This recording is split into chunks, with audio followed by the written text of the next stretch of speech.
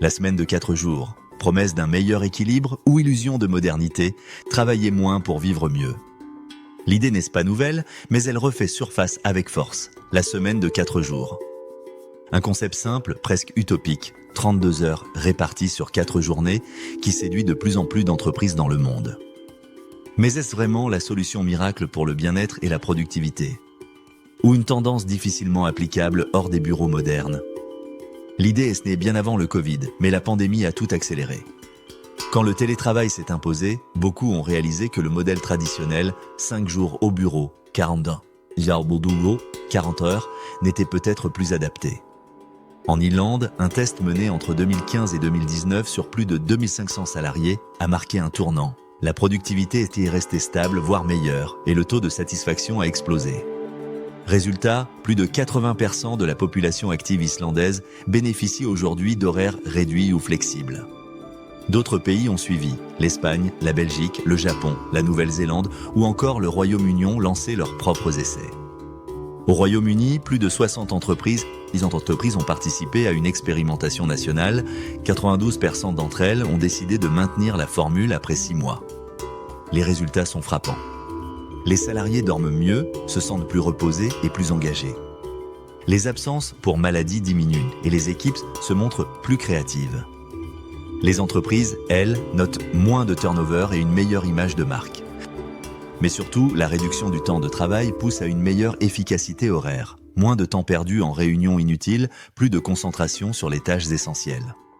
Les études montrent aussi un effet positif sur l'environnement. Moins de trajets quotidiens signifie moins d'émissions de CO2. Et sur le plan social, les employés gagnent un jour entier pour eux, un luxe devenu rare. Du temps pour les enfants, pour le sport ou simplement pour ne rien faire. Mais la semaine de 4 jours n'est pas une formule magique. Certains secteurs n'y trouvent pas leur compte. Soins de santé, commerce, restauration, transport. Impossible de fermer un hôpital ou un supermarché le vendredi. Dans ces domaines, il faut réorganiser les plannings, recruter davantage ou compenser par des journées plus longues, ce qui annule parfois le gain de repos. Autre difficulté, la pression. Faire en 4 jours ce qu'on faisait en 5 peut accentuer le stress et l'intensité du travail. Et pour les dirigeants, la transition nécessite une refonte complète des processus. Nouveaux indicateurs, nouvelles habitudes, formation des équipes.